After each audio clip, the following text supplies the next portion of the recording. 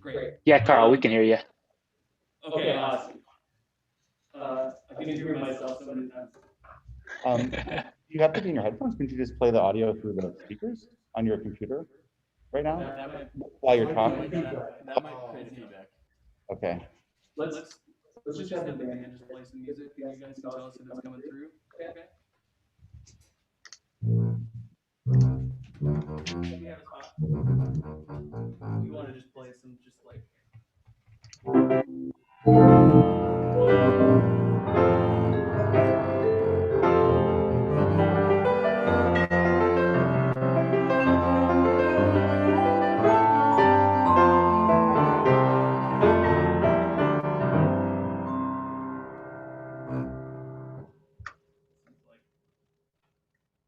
was nice.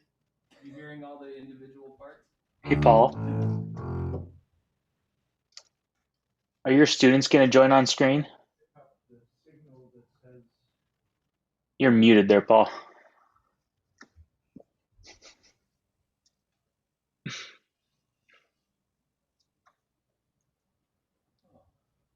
What are they saying?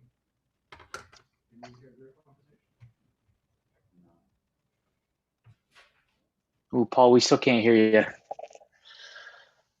don't know if your mic's off, maybe?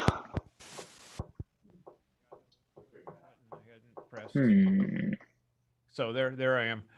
There you are. Yes. So the 4 that are having pieces read will show up, and Cool. on Zoom, and then anybody else will just attend online.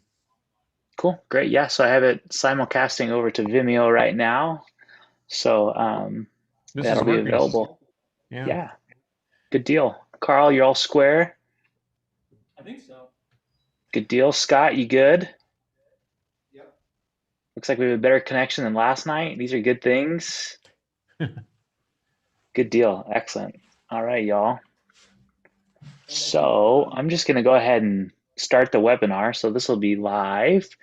And Paul, as your students hop on, then you guys could start the program however you'd like. Okay.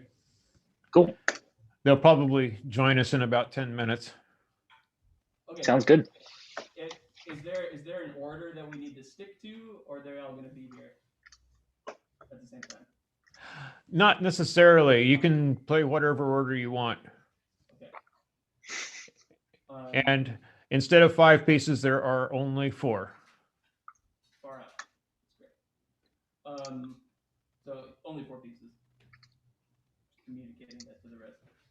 I think the tricky thing is going to be for the whole group to hear students. So I think it might be best for maybe like Shot to be the kind of intermediary, because we can talk to them. It's just going to be hard to hear them. I mean, but could I turn the volume up just on? You think if I just turn my volume up on here when they're talking? It'll probably feed back into these live. I'm having a crazy feedback loop in my headphones already. Okay. Why don't? But I'm saying for when should Matt and I jump on the Zoom as well with just headphones on for the talkback portion? Like I have my laptop and headphones. It's whatever you want to do. Just so we all can. You could if you want. It would just have to be like. Well, I guess we could do what you're doing right now. Well, who is the host right now? Okay. Is Mark the host?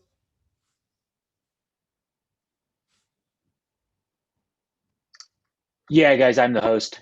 Okay, so maybe Mark, maybe you could do is just whenever we're not actually playing our instruments, you could mute the skulls one, like all the microphones in the room. Like if you just mute, I guess it's Carl right now. Yeah, I can mute you. You know what I mean? That might be easiest because I'm just hearing myself talk right now and it's insane. Totally. So I'll mute the non-muted Carl right now. Hang on, I'm gonna rename one of you guys. Okay, hang on. Yeah. Okay. This is rename.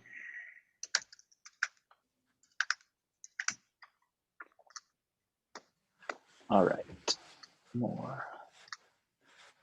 Mute. All right. Carl, go ahead and unmute yourself. Yeah, There we go. there we go. Cool. So I Okay, can't so actually now, unmute you. right. So maybe actually the better thing to do then is going to be for Renee to just, when we're not playing, he'll mute the microphones on the board. So you don't have to worry about it. Okay. And we'll just communicate with him. And, this Cool. is a much looser thing. So we can, if something weird's Yeah. happening, we can just be like, hey, let's do this. So right now, the wide shot is muted. So just tell Renee to unmute Okay. it. So Renee, if you could unmute on you see how the Zoom says it's muted?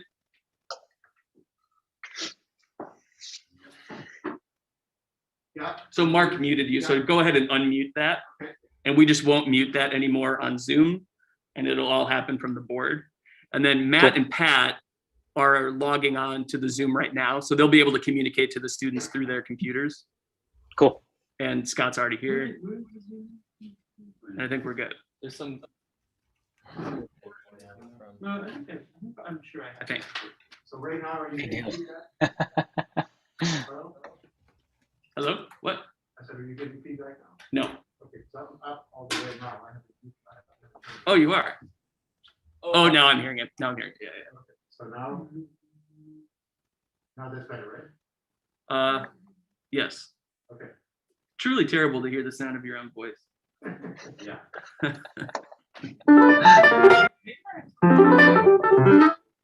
Can I ask which Zoom link that we are using? Is it the one sent from UNCO Zoom or from Joshua Purdy? Do the one from Joshua Purdy. The one from Joshua Purdy. Yeah. Cool. Okay. Okay. I'll forward it to you. I'm just gonna get my computer charger and stuff and get kind of oriented. I feel like we're in a good spot here. Yeah, I don't seem to have it. I just is there a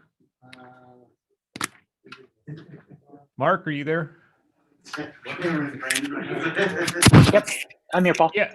There's a student that is telling me that she says, I'm here on Zoom, but as an attendee. Who is that? Kay? Yeah. Do you want me to let her in? Yes, please. We need to let in, there's 4 people in particular. Kay, Adakorn, Sukjang, Daniel Wakefield, and Rhett North. Here we go. It says that it's expired. Yeah, I'm sending you the one that I just opened. You're sending it, Scott? Yeah. Okay, cool. to the two guys, yeah. Thank you. Postmodern living. This is extremely postmodern, like. So will you actually be talking in this mic at the end? I guess no, Or just in your? just into our computers. Right, Yeah. so actually that will help with the feedback as well. That's probably where you were. Is that where I'm hearing the most of it? Yeah, Okay. some of it, I don't know. So we'll do our talking back and Okay. forth on our individual laptops. Yeah. Yeah, that causes feedback. Yeah, I was the same room. Right.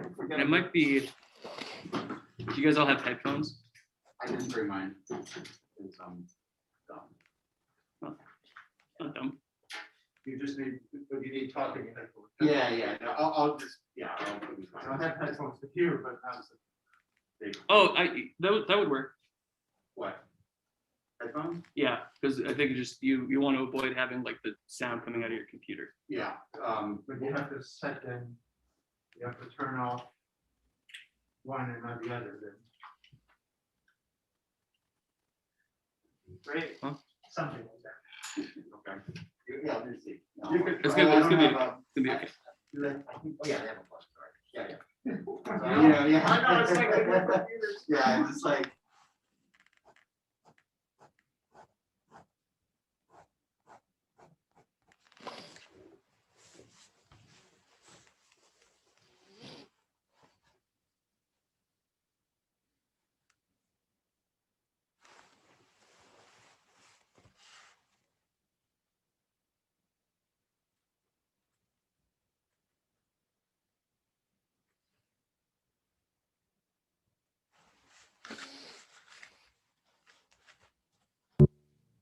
Hey, I want to test out my sound really quick here in my headphones. Can somebody on the Colorado side talk to me? Hi, Scott. Hi, okay, great, I hear you. Can you hear me okay? Yeah, you sound great. Perfect, okay. I'm muting myself again.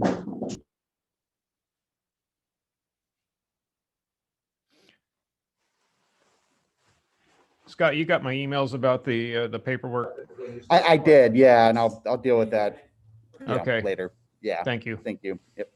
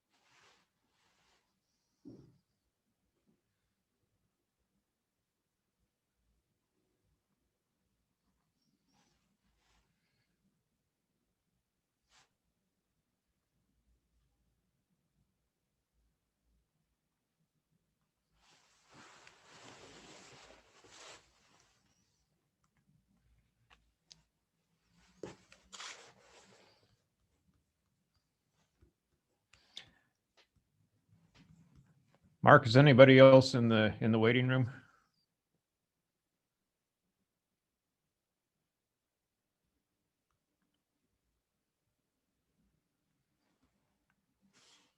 Can you actually hear me? Yep. Okay. Can hear you, Paul. Yes, Okay, there's yes. Adicorn. Okay, great. Yeah, there's Adicorn, and so we're missing Daniel. But shall we wait a couple of minutes or just launch into it? Let's launch on in. All right. Welcome, guys. I want to thank everybody that made yesterday's concert work so well. We, in spite of some problems we had at the beginning, I thought, boy, it finally came together, and Bearthoven was fabulous playing Scott's music. It was a beautiful performance, and so this afternoon, what we have are 4 students who have written pieces just for you guys to read and then offer feedback, talk to them. Honest and straightforward feedback for the students. And I don't have an order in mind. Do you guys have a preference, or do you want me to make a suggestion?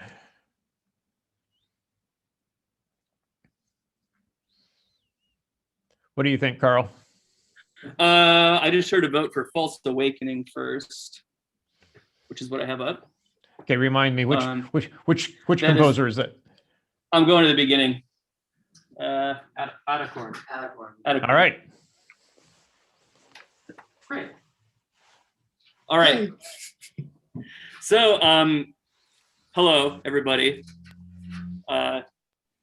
We've never done anything quite like this before, so please bear with us. So the way that we want to go about this is we're going to play each piece once at the beginning, and then we'll kind of go through and talk about it. And Scott is here, and he'll share his thoughts as well. And you can give us feedback as well, and then we'll play it again. And Renee here at Scholes is recording both of those tapes. So you'll have 2 full recordings of the piece that you can cut up and mix however you want. So hopefully that's valuable. And thanks so much for writing these. This is great. We're really excited to be able to play them for you. I'm sorry we can't be actually in Colorado. But yeah, so I'm gonna mute myself. We're gonna turn on the sound here and we'll play and then we'll come back and talk about this. Does that sound good? All right.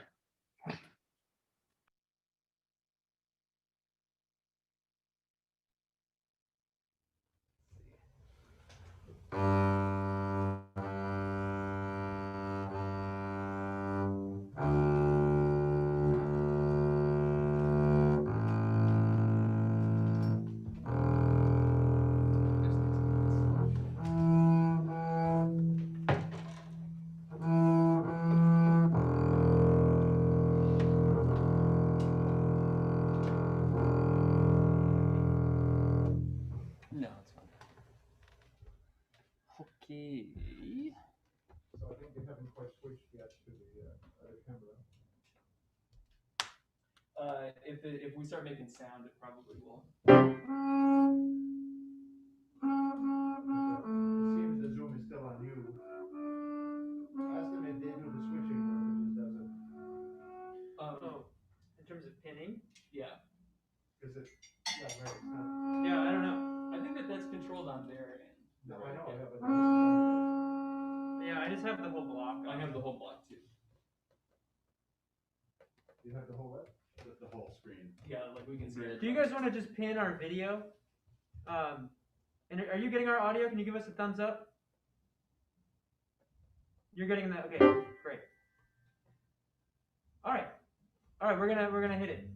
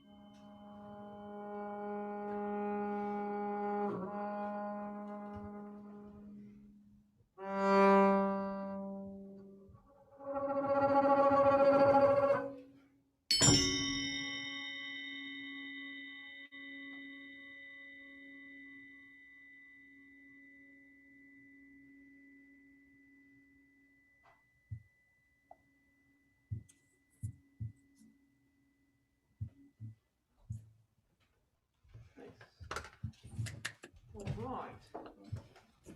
So, okay, Renee, Yeah, you wanna thank meet you us so much. in the room?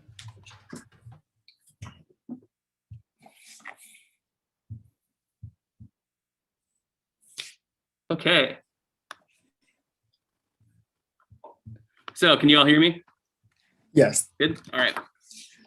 So I think what we'll do is I think what we should do is we'll pass it around Bearthoven first.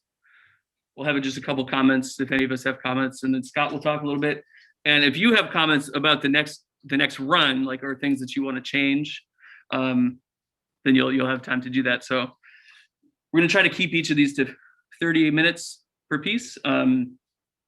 So we'll keep it relatively brief, but I'll go first. I think that this is all very well written for piano. A lot of it is tricky to read, but not in any way prohibitively difficult. One thing that I would like to have more of is pedal indication. You have some of it, but it's not necessarily consistent, like the way that you mark it. So for example, like at the beginning with those muted notes, like generally, if I see something like there's like, I'm reading into the texture and those muted notes, I would normally use pedal. So like there's just kind of this question. So it might even be worth saying like, if you want no pedal, say like no pedal, that sort of thing. And then places where you have the ties to nowhere, that's always effective, but it still is a different sound. Like if you're playing a harmonic or a muted string and you're holding the key down versus having the pedal down, and it's kind of that like, it's fine to leave it up to the performer. It's just you'll get more differing interpretations, if you know what I mean. And that's really actually the only piano comment I have. I missed those harmonics just because I was being silly about it. They're totally, there's not a problem with them. They're great. I'll get them next time. Thank you. But I think that's all that I have piano-wise. It's very clear, really nice piano writing. I'd say, nice job. Pat, you got anything? Sure. Hey, everybody. I'm Pat. I play bass. The only real thing in this piece, bass-wise, that was a little tricky is that the double stop towards the end of the piece that is a C natural and a D flat. Could you tell me what measure? Bar number 77, for example. Oh, yeah, yeah. It's just a really big stretch. I would say I don't have the biggest hands. Maybe there are people that could cover that. But for me, it's just a little bit big. I kind of faked it. I went for the effect as opposed to maybe nailing those two pitches. But that double stop is a little big. And that, I think in this piece it's really, really nicely written. All the harmonic stuff totally makes sense and is doable and is clearly done. So, that's all I had. So nice going.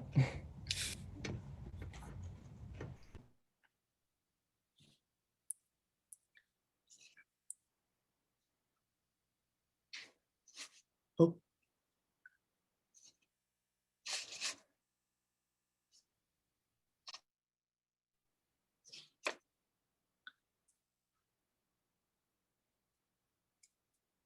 So, sorry, I can't hear you.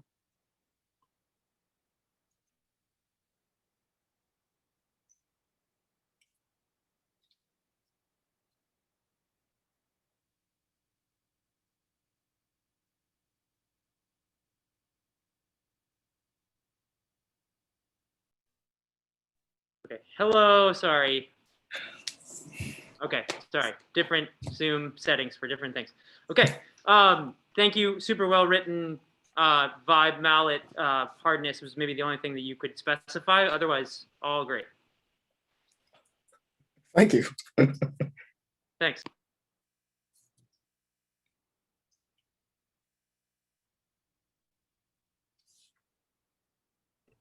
Okay, can you hear me? Oh, hello? Hello. Okay, cool. Okay, yeah, nice piece. I'm gonna say a couple of things. So first of all, the very last sound in the piece is is by far the most interesting sound in the piece. Okay, and in some way, I think the last sonority of the piece was like you found the thing that maybe should have been at the very beginning, even, right? So okay, and I think my main gripe I had with the piece is that people aren't playing together enough. I think it's when you have a group this small, I think you really got to think about what simultaneities are you committed to, right? So like you have this opening sound, which is actually a nice doubling, right? Piano muted note with the bass harmonic. And immediately I couple those two as a sound, right? It's not as if they're two separate people, it's one sound. But then by the fourth bar, the bass is all by itself again. And I'd have to wonder why not have the piano come again on the crescendo, right? Where the piano basically reinforces the note. So it's as if that bass note always comes out of the pianos, So just to think about what you're coupling and committing to as a coupled sound versus what sounds aren't coupled, and sort of stick to that as a program. The other thing is the opening. I feel like you could have the pedal piano or the pedal of the piano down, right? Because I think the resonance would be quite nice, right? Could you guys just do the opening system? Yeah. Oh. And have your pedal down, Carl. Yes. Is all your sounds muted, so we don't get feedback? Yeah. Are you muted over there?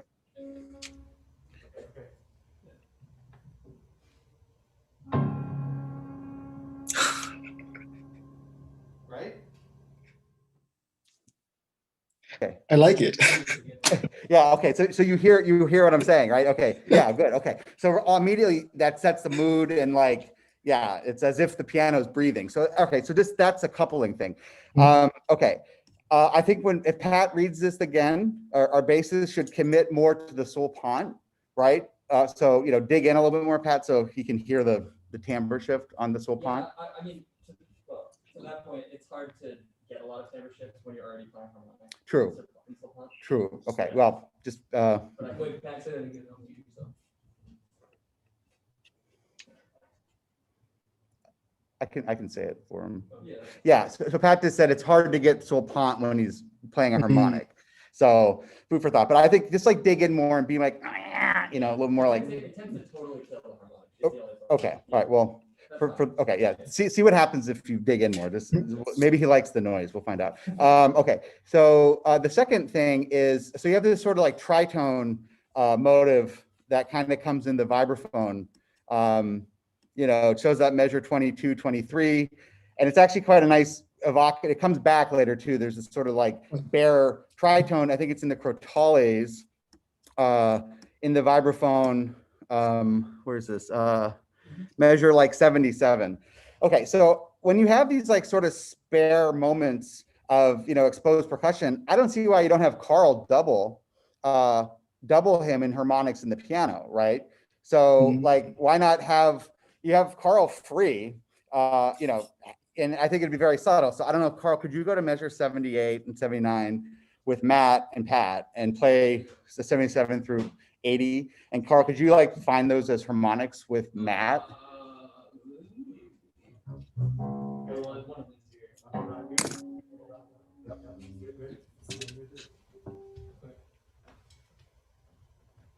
So we're at 77. Just the C sharp and the G. We're gonna Let's go all of 77 from the start. Oh, okay. So here, right here.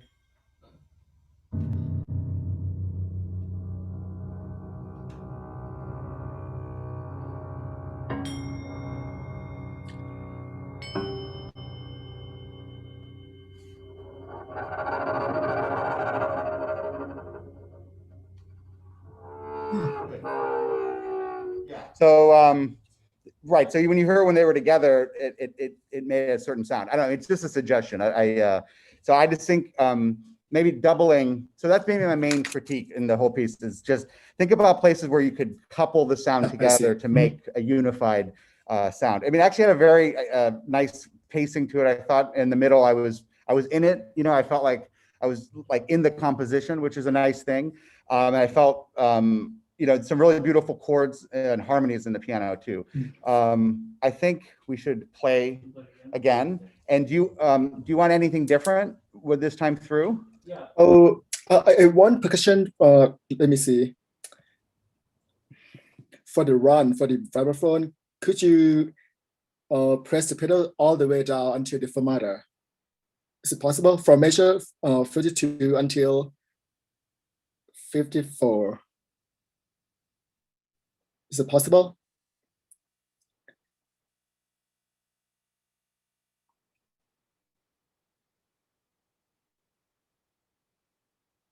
Yeah, can do.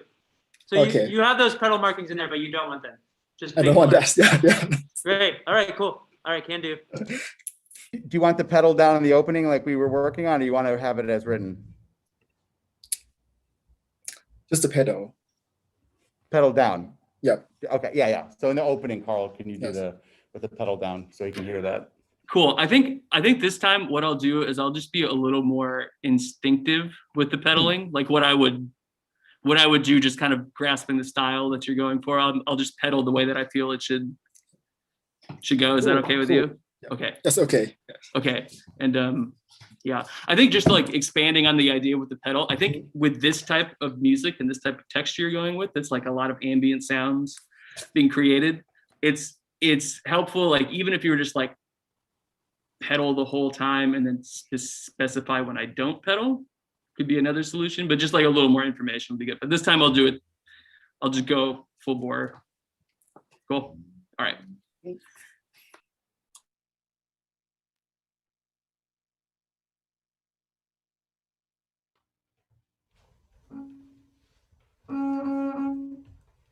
Okay, sounding great. Yeah, it's really good. This time I will.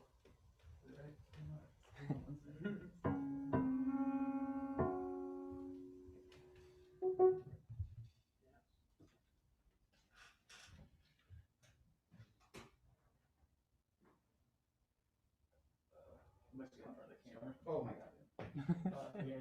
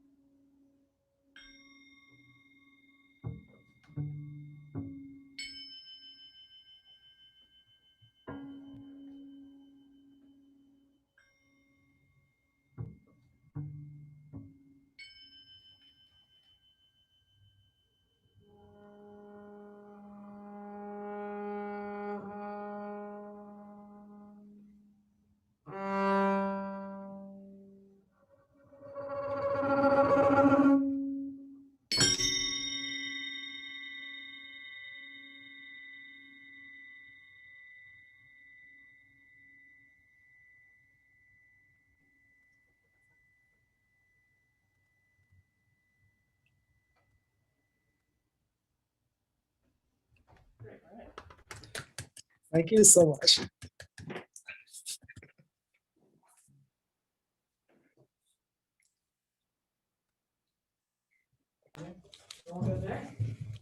Very nice. Thank you, Adacord. Thank Yeah, you. thank you. Thank you so much. I can do fractures. It's very similar setup. Okay. Let's see. Fractures is by K. Okay.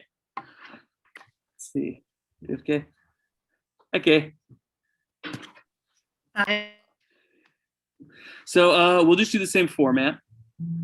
Play it once, talk about it, play it again. And I just need to reset my piano a little bit, so we'll start in 1 second. Sounds good.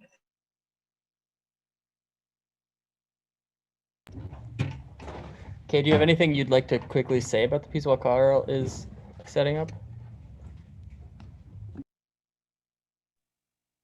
Well, it's a kind of a personal piece. I know Scott was saying that the other night about COVIDian music having kind of a loss of innocence. I think you can definitely feel that in my piece.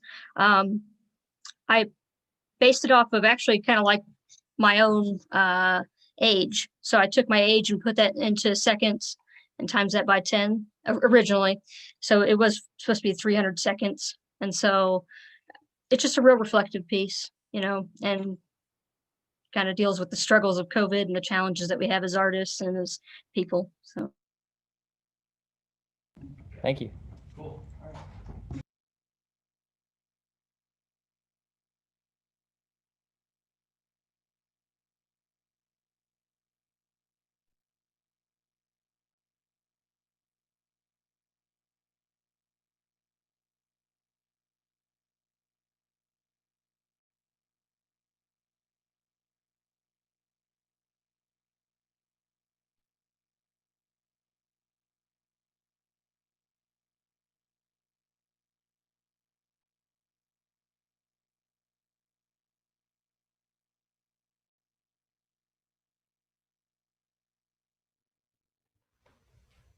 Okay, we're good. Cool. Recording? We're recording, no, yes, I'm recording. Hold on a sec, actually, hold on. Okay, we're recording.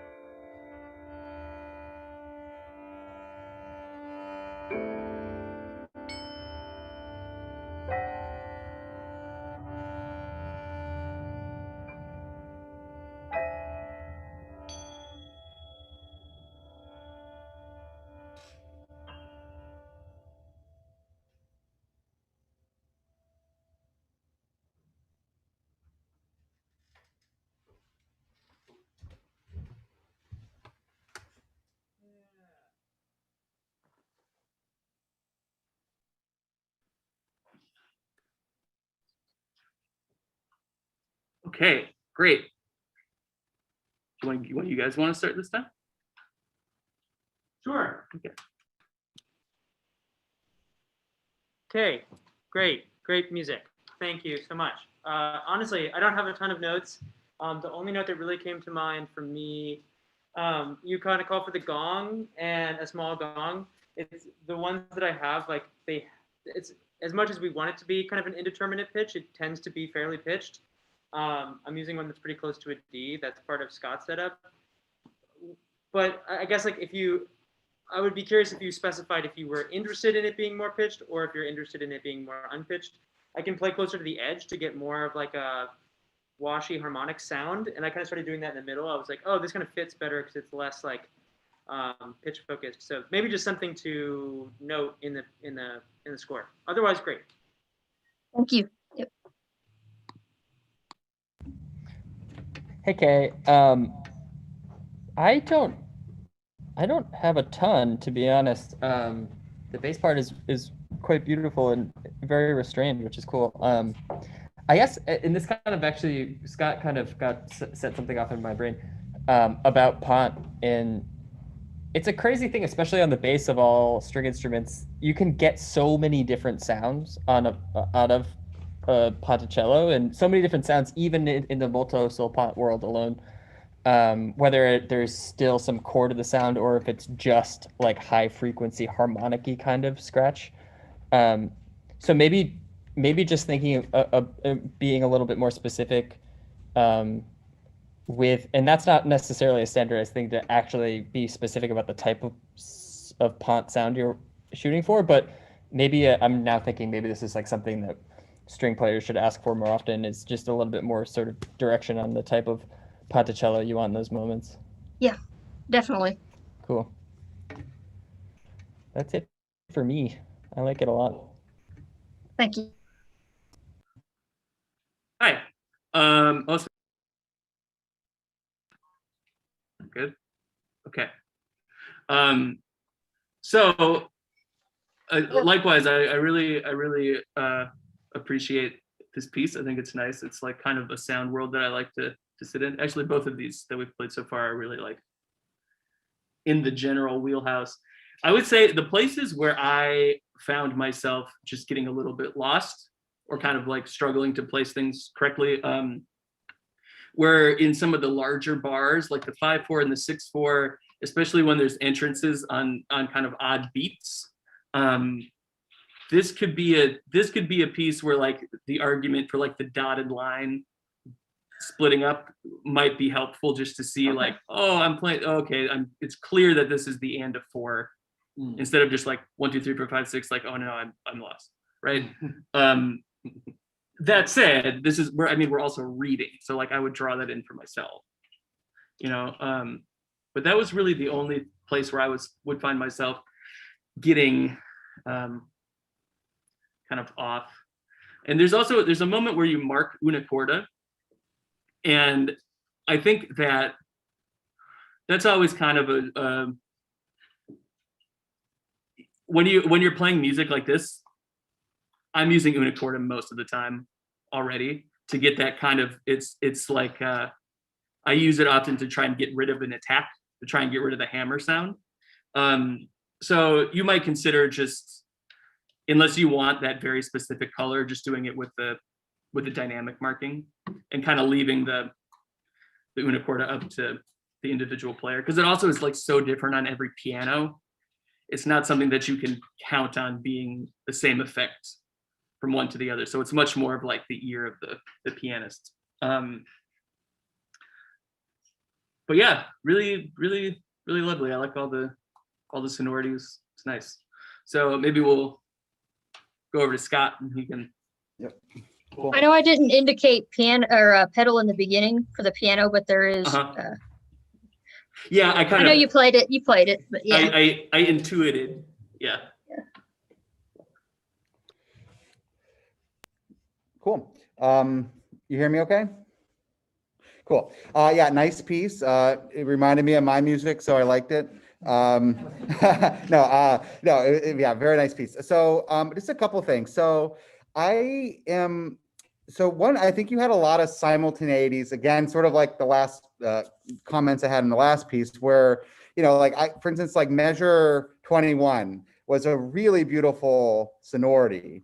And a part of me, you would hear these like moments that were quite beautiful, and then they kind of like were implied later on or just didn't even come back. And my whole, is it 21 I was thinking? Yes, 21. Right. And actually that's a place where everyone's playing together too. Or no, the bass is doing a solo there, I see.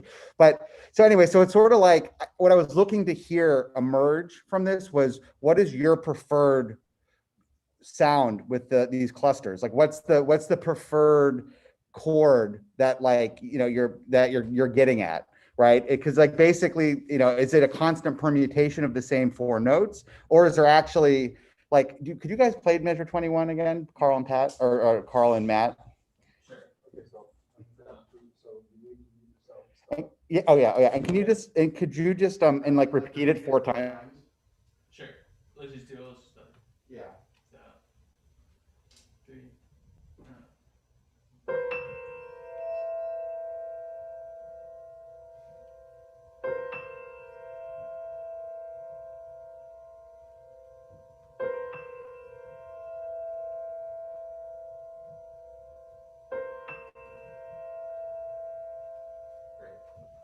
Okay, yeah. So I mean, like, so I just inserted a very like Scott thing there to be like, repeat that beautiful thing. But something to think about, when you do have these moments that are shining like this, why not kind of sit on it like it's an object, and sort of zoom in.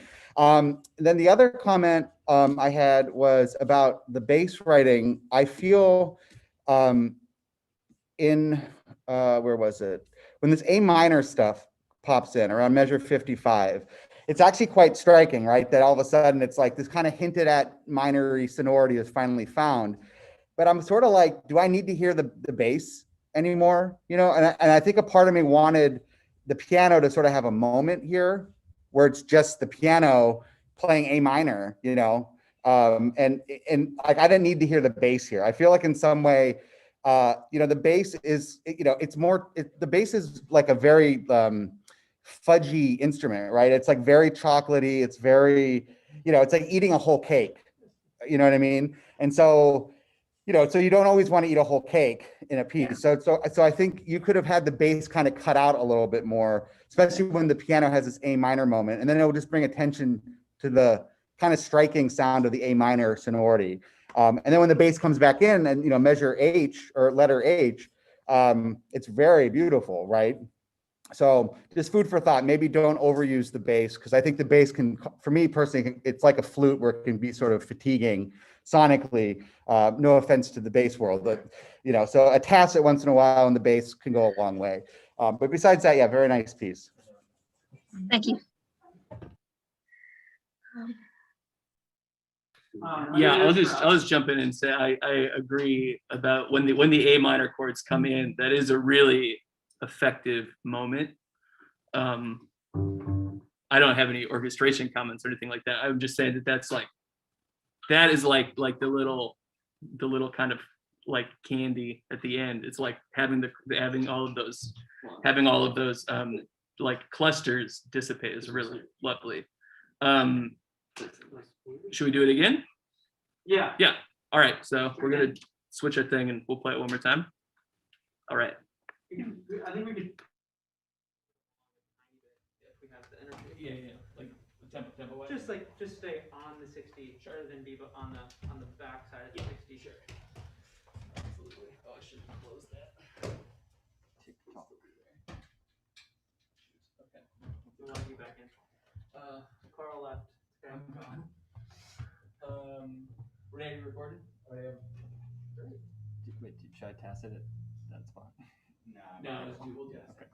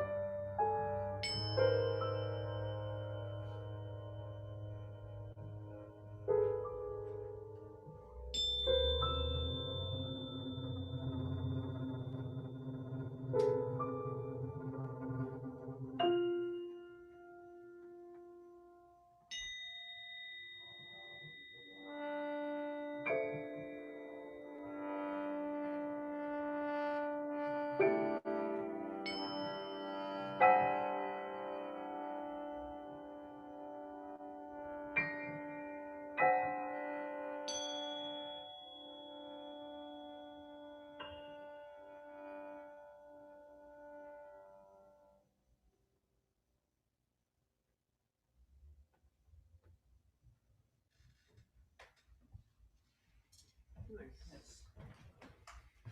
Okay. Let's move it back into this thing.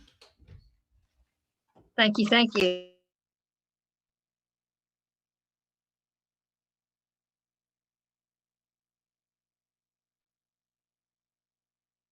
Great. Thank you so much, Kay. Wonderful. Okay, do you want to go on to what is the flat new one? I'm also on Vibraphone and it doesn't have to go off. Sure. Encontre? Yep. Encontre? Sure. Yeah, is that what we're going to move on to Daniel's piece? Encontre? Oh, hey Daniel. Hey. It's I'm like, just trying to figure out which screen, which square. This is terrible.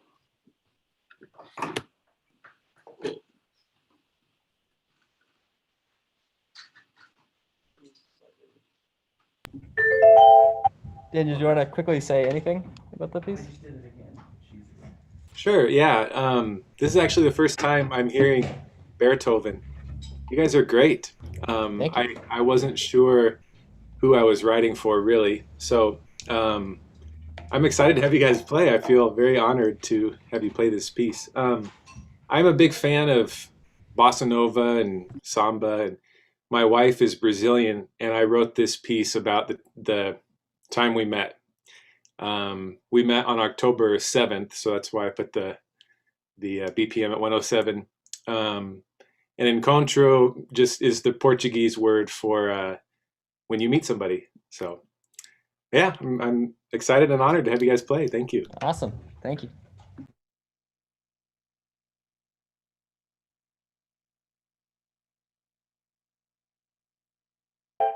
Honored to have you play. Oh, that's nice.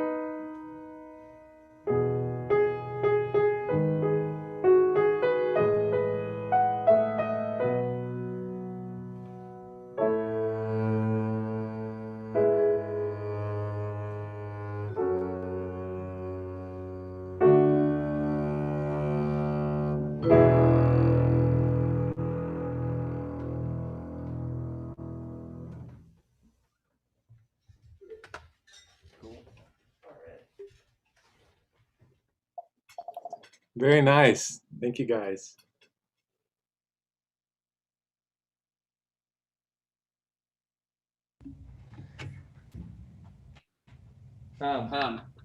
Yeah, I don't have a lot on the bass part. So I guess I guess I can ask you, am I playing this with the feel that you were kind of hoping for, the bass line? Yeah, I actually realized I was hoping that you would play it finger style. Cool. Yeah, then I can do that next time we go through it. And I realized I did not do a good job notating several things, but I realized I didn't do a good job notating that at the beginning. Cool. I loved the bowing at the end for those fermatas. Yeah, great. Cool. Then I will write an arco there and hits the rest. Great. Cool. Pat plays in an amazing like Latin music band called La Dama. So he is definitely the one to talk to this Yeah, whole thing. we spent quite a bit of time before the pandemic recording our last record down in Rio, so I got a taste of things down there. Really? That's great. What an awesome experience. It was awesome. So anyway, that's all for bass. You guys want to go? Cool, yeah. Yeah, it's just really, it's nice to play. Like it's like a song, you know. It's lovely to play a song with your friends, especially when you never get to play with your friends anymore. I think that specific to piano writing, I think you might experiment with just broadening the voicing a little bit more. Like sometimes the voice that moves within those chords is in the middle, and it's just orally harder to hear the contour there. So usually what you would want to have is those things happening in the top of the right hand, and you could even space them out. Like it's harder to voice when things are close. Like the closer they are, the harder it is to voice them out in a way that you'll hear it as a melody. Not that it's impossible at all. Like thirds, that's totally fine.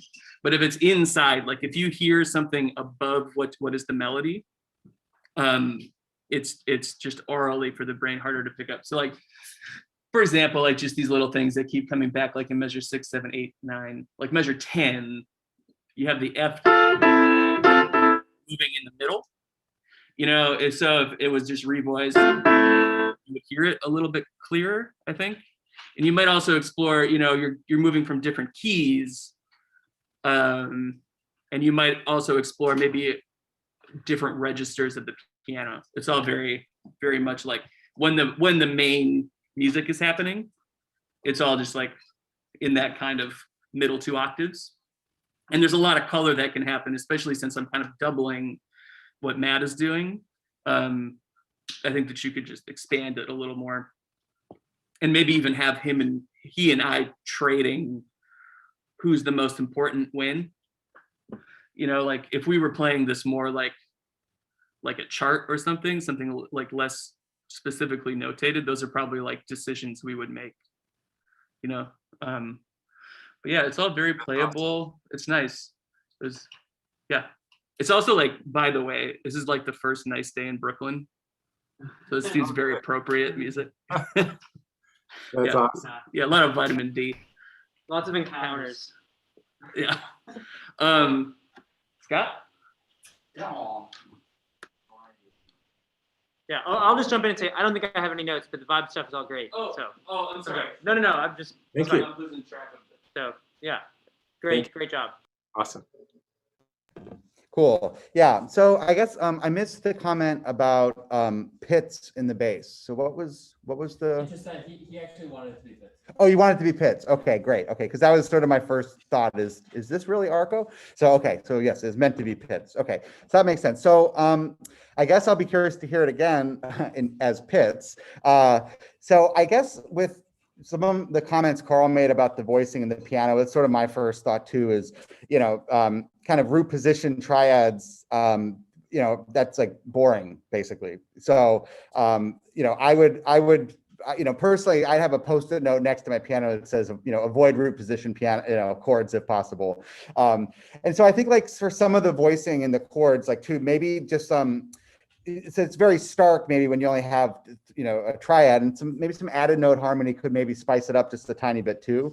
And I think with the bass and piano left-hand part, I feel that the piano's left hand kind of gets in the way of Pat a tiny bit throughout the piece. And I think in general, like what one could do is have more of like a piano part that's up above the bass part, so the bass can kind of do its thing down there. And where the piano sounded quite nice with the bass, I thought was in when you got to where was it? It's round measure 50, where basically you have more of a part writing thing here, where the piano is sort of filling out frequencies that the bass isn't doing. And I think that actually that worked there. So I would say maybe just keep the piano out of the bass line a little bit more, but maybe when we hear it in pits, I'll think differently about that too. I really liked your ending when it came to the Dolce moment. And so I had a question about form for you. So I guess in some way, when I heard that moment arrive, it came out of after that arpeggio gesture you had, right? And a part of me was like, oh, could this Dolce moment have come earlier in some shape or form, either hinting at its arrival at the end or something like this? Because I feel like that upward gesture is definitely it stands out. It's like a feature of the pieces. There's this sort of arpeggio that ends with a chord, and then at the end, it's as if it's finally answered with this kind of really beautiful key change. And so in some way, I think you could hint at the ending formally earlier on in the piece. This is something to think about, just because that is such a distinct moment that I think it could feel kind of extra satisfying, when it happens more than once. So just a little like voice leading thing. The very last 5 chords, I'd just be curious to hear what it would sound like if Matt's part went in contrary motion on the first 3 notes. So he goes A, B, C, and then D, and then so would you mind if we just did the last 5 measures with Matt, the vibraphone being in contrary motion? Yeah, that'd be great. Yeah, just if you don't mind. Yeah, so everybody is muting.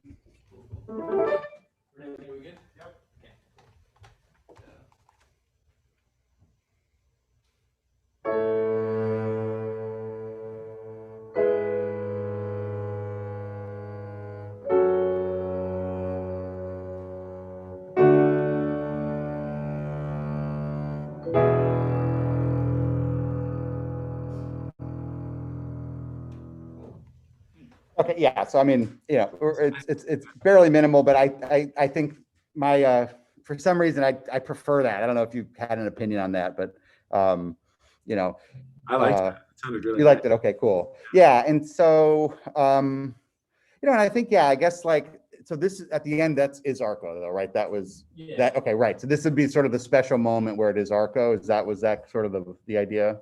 Yeah, I liked that, having it be Arco there at the end. Yeah, I agree. And then my other comment, which is sort of what I was saying to Kay, is that I think just having everybody play always is I think you could give people a little bit more time to shine. And I think at the end there, when the piano does have this key change, Dolce, rubato, E major moment, and it's just the piano, that's really nice. And I think it could be something that maybe, just off the bat, you're just maybe not having everybody going all the time, basically. So it's like, is there some sections where maybe the piano could drop out and it's just the vibraphone, or vice versa, that sort of thing. So that's just something to maybe think about with the part writing, because again, there's sort of an ear fatigue factor where it's like, especially when you have all this kind of closed spacing on the piano, and with the vibraphone, your ears can kind of be like, okay, we're ready to have something else. So just food for thought. That's awesome. I really appreciate it. Yeah. Yep, totally. You guys want to do it again? Yeah. Also, with just that in mind, what Scott was saying, I think that it would be totally acceptable to have, like, even in my part, just like chord changes, like more like a chart, or even if you wrote them out, if you're dealing with classical people, you're not necessarily guaranteed that they're going to know how to read changes. But even if you wrote them out and just, maybe sometimes Matt takes the melody and I'm just kind of comping, would help with what Scott's saying about the ear fatigue and stuff like that. That's awesome. Yeah, just a food for thought. Yeah, thank you. Yeah. Okay, let's do it again.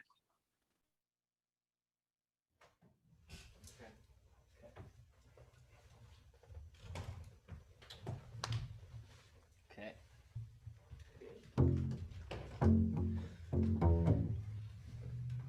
Okay, I'm ready to do cats. Cool. Great.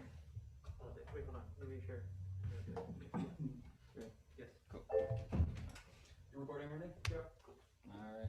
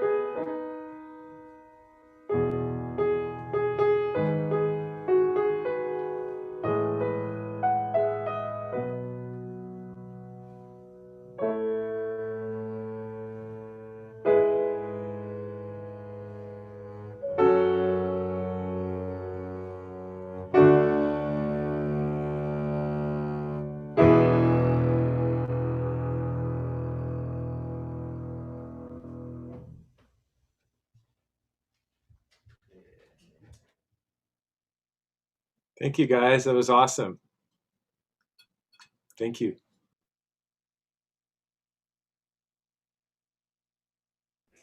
Yeah, the pits made a big difference too. Yeah, Definitely. very nice.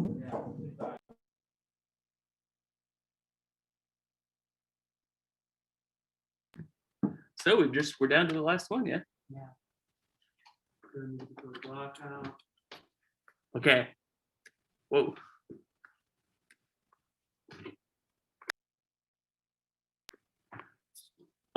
What does this mean? That's Künftige Beerdigung, which is German for future funeral. This is super existential. Whoa, okay, well, I thought it had something to do with beer. It's an unfortunate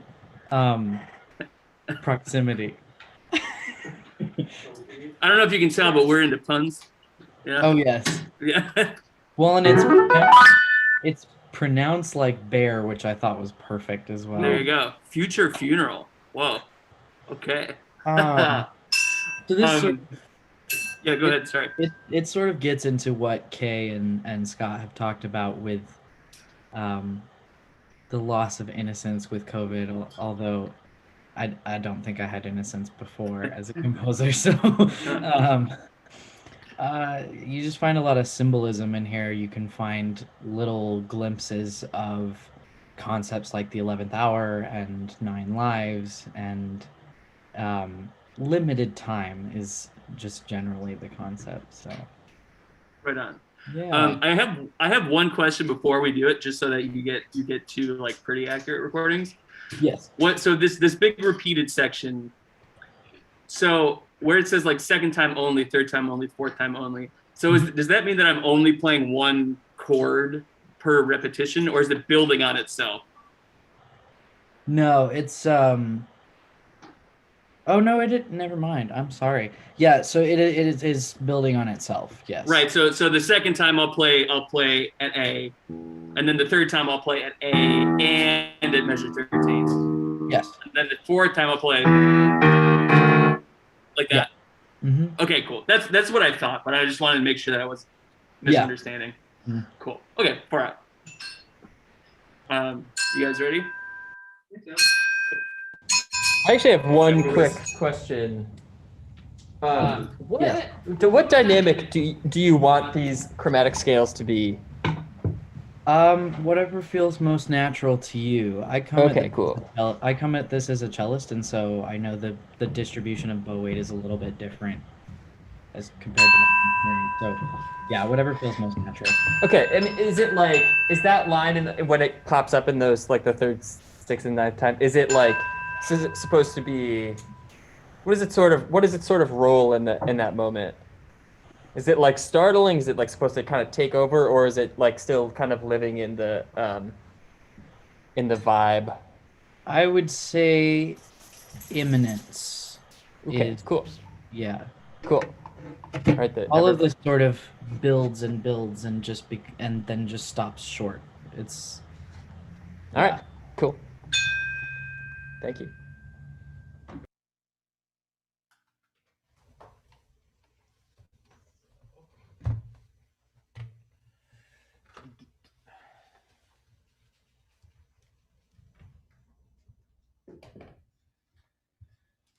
Yeah. Renee?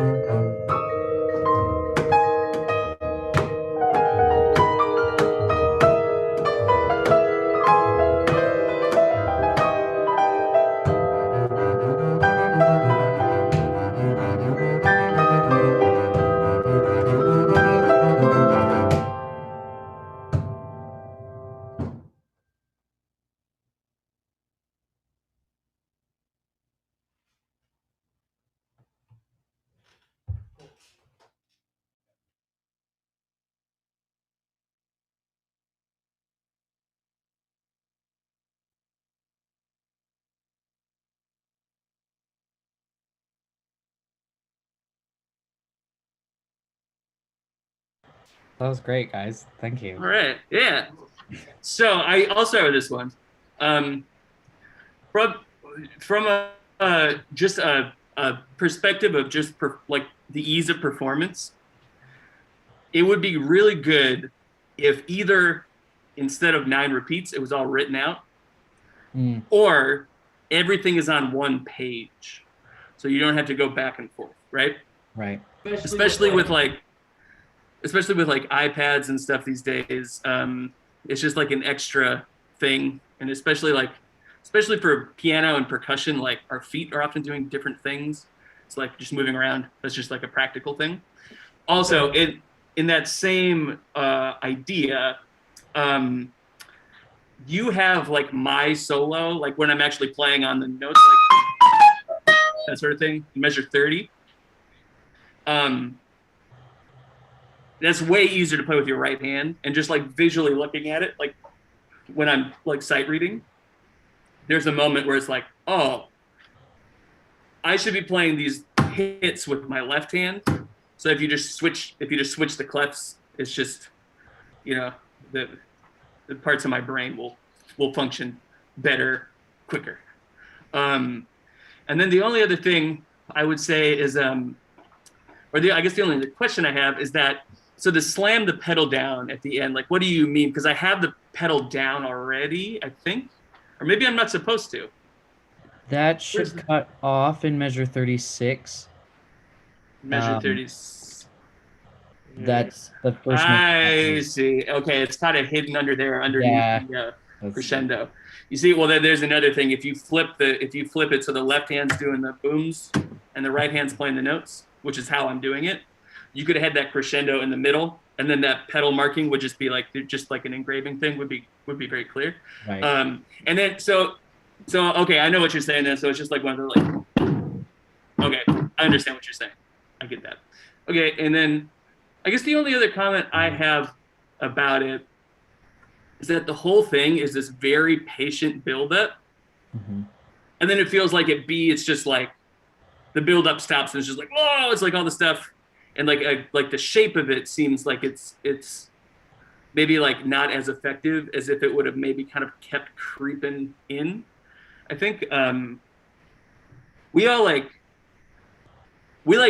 like patient music, all of us. I think that's one thing that kind of brings us together as a group. And we have like, I don't know if you heard we played this piece by Sarah Hennies.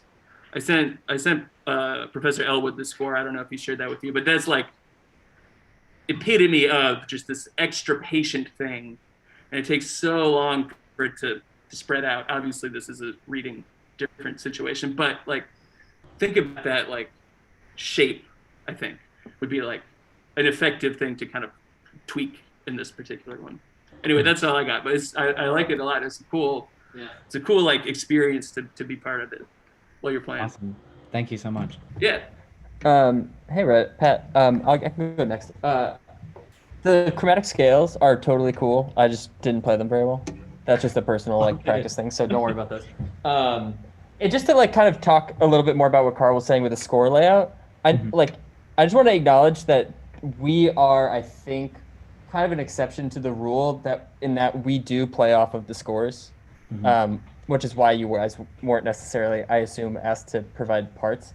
So just to say that knowing who you're engraving for and what the purpose of, like, usually when a score is engraved, it's not as a performance tool, it's as a resource in the preparation of the piece.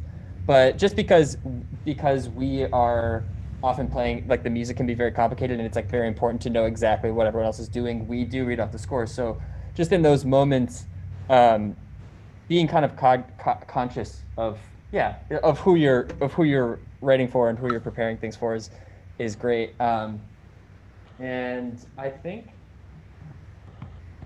that's the bass part is fine. It's all definitely playable. Just like I said with the scales, it's just a little more shedding time for me. Probably could have gone a long way. But yeah, it is a very cool restrained piece.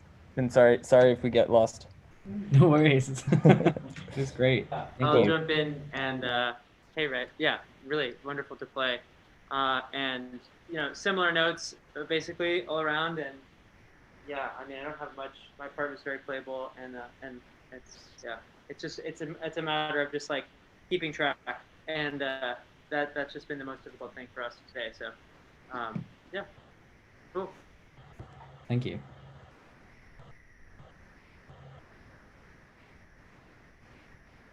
Yeah, cool piece, Rhett. Good to see you again too. Okay, so first I'm just going to start with the thing that I was slightly triggered by was this pedal marking in the piano, this line that runs through the whole score. So I think, and Carl even missed the time he lifts it, because his eye clearly got used to just seeing it. So the first thing is I think it's better just to say pedal down the whole time until measure whatever. And then at measure whatever, have the symbol for the pedal being cleared. Yeah, so I think that would just clean it up too. Then with echoing Carl on the repeat situation, I was extremely lost as to which number we were on. And I would say, it's always a question of, oh, should I write out the repeats or not? And, you kind of got to weigh the, are people going to screw up, right?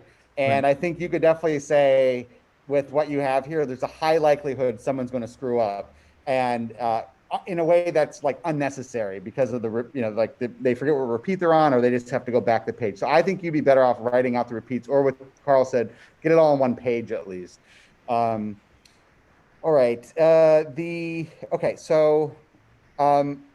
German title, this is a personal pet peeve, but are you German? Yes. Okay. Are you from Germany, like last week kind of thing, or like your great grandfather came over from Germany? No, my grandmother was born there and taught my brother and I when we were. Okay. So you have enough of a connection to Germany. Okay. Yes. Usually when I see a foreign title by an American person, I'm always a little bit like, don't do that. But you do what you need to do for your titles. And that's a personal pet peeve. If it was French, I probably would have even been more upset about it. So the opening sound I think this is a really great opening, and especially with knowing what the meaning of the piece is. And so first question is the knocking, was that what you wanted, or did you want more of a tap with?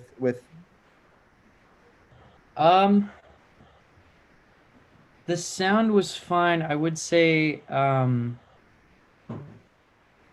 think where Carl is doing it could be different. I think either on something to get more use out of the fact that the pedal's down, like a knock, or maybe on the could you side just try like knocking, like knock, like on yeah, like. So here's the thing. Can you knock on the side of the piano? Like, is that doing anything? Or here you go. Yeah. It's like painful. Painful. Okay. So ouch. Okay. Right. Okay. So. Right. And so, so this is, so if we wanted more of the percussion sound, so this is sort of what I was wondering, question for you is why not have you have like no bass drum, there's no percussion at all in the opening section. And I wondered, you just didn't even want to introduce a percussion instrument to kind of join in with the tapping? No. Mostly because they're from the bass and the piano, those are timbres that don't often get introduced, and I like hearing them a little bit more than percussion instruments. Right. Well, I guess go ahead, sorry. Just at least in this instance, having it sound odd is to my advantage.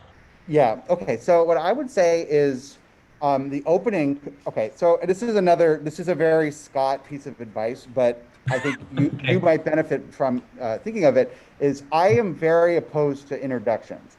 I think introductions are dumb. And actually, when I hear an introduction, I am immediately like, oh, why are we doing this? There's nothing normal about this piece, right? You don't need like an 8-measure count in to begin the like weird cycle of, repeats or whatever. So what I would say in the opening is stretch it out longer and have it be when letter A comes in, it's sort of like, oh, okay. Because I think right now, from a drama point of view, it's a nice opening, but just I would just say, literally stretch it out twice as long.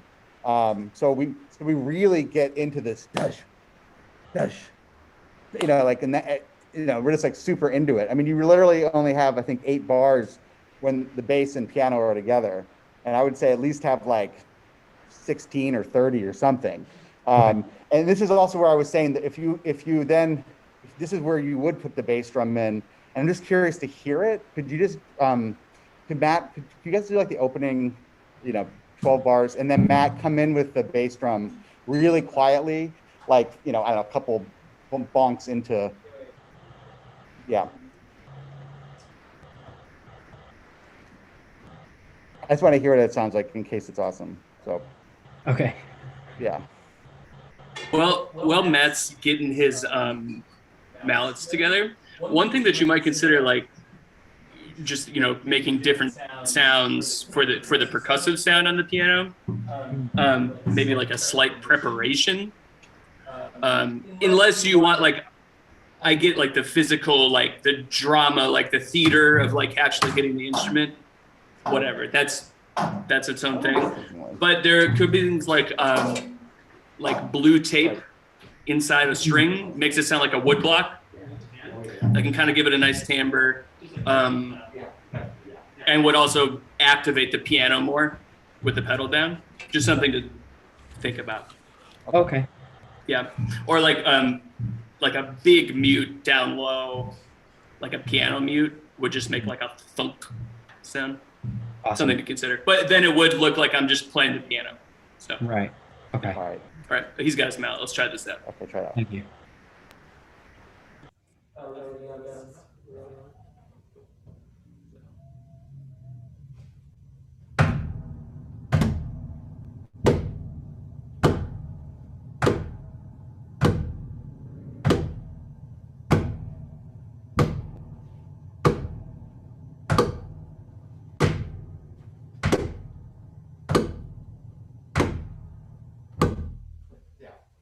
So, something to think about, I guess, with, because I think, like, I understand conceptually what you're saying. You don't want it to get like too normy with having like a bass drum happen, but I think the sound could be so unified that the listener just have a little more depth to it, and they don't even think of it as, oh, he just has the bass drum doing that. So then I had one other comment. Oh, okay. So then at B, where it kind of like freaks out. I just wonder if the bass should be like an octave higher. Sorry to say this, Pat, but just like all through basically letter B, or yeah,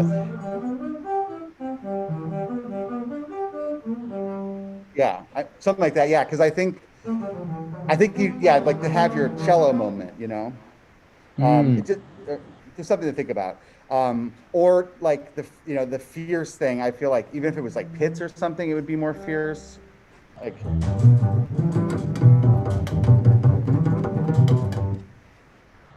yeah. So food for thought.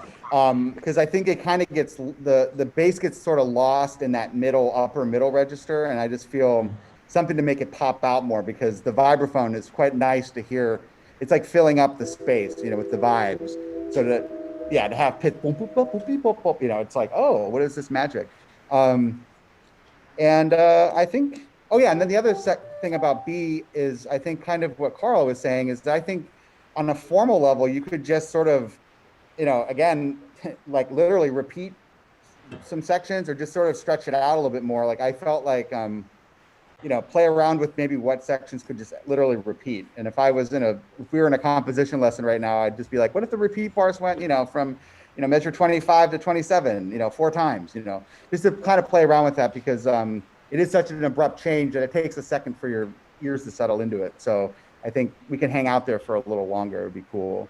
And I think that's it. Cool. So you guys want to do it again?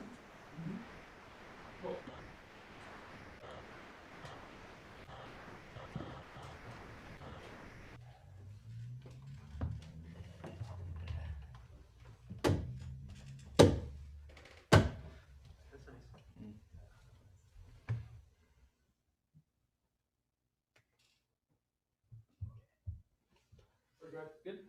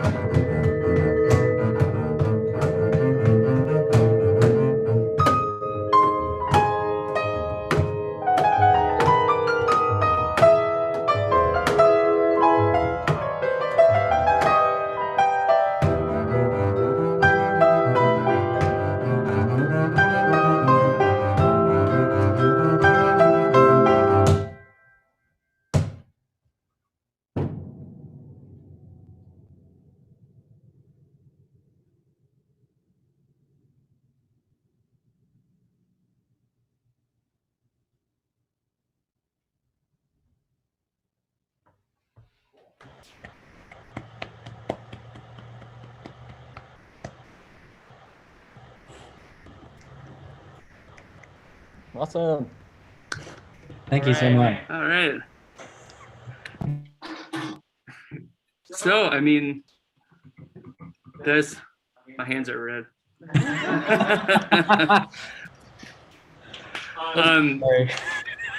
Listen, we really appreciate all of you writing this music, and like I said before, we really wish we could be in Greeley. You know, that was the original plan, and you know, this is like not the ideal setting, but it's really wonderful to be able to like work with all of you, and to have Scott here and everything. So, I mean, does anybody have any more questions about their pieces or anything like that for either Bearthoven or Scott, or anything that you wanted clarified that maybe wasn't clarified?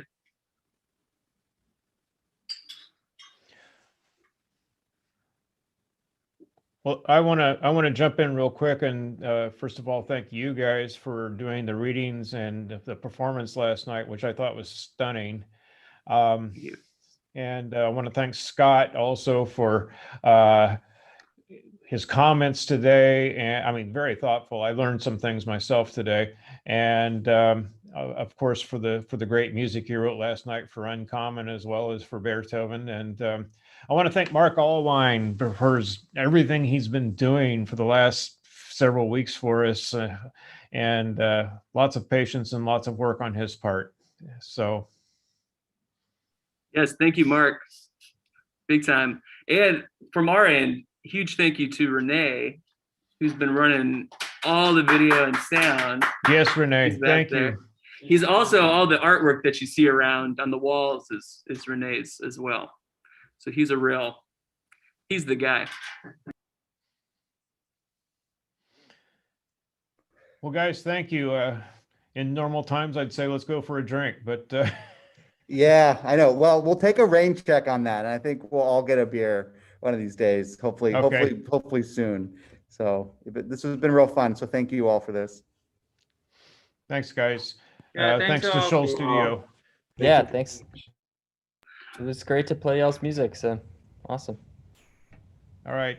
All right, everybody, be well. Good luck with the rest of the semester. Should we get a picture? Oh yeah, let's take a picture. How do we do it? I guess we just screenshot. Right? Okay. Who's gonna screenshot? I can screenshot. Everybody do it. Whatever you. Yeah, okay. Everybody ready? And wait, oh, I didn't do it yet. Hold on. Okay, yeah. Did I do it? Maybe I did it. I don't even know. I think that worked. I think it worked. All right, great. Awesome. Cool. All right, thanks so much. Bye. Bye, Take care. everybody. Thank you. Thank you. you. Thank you.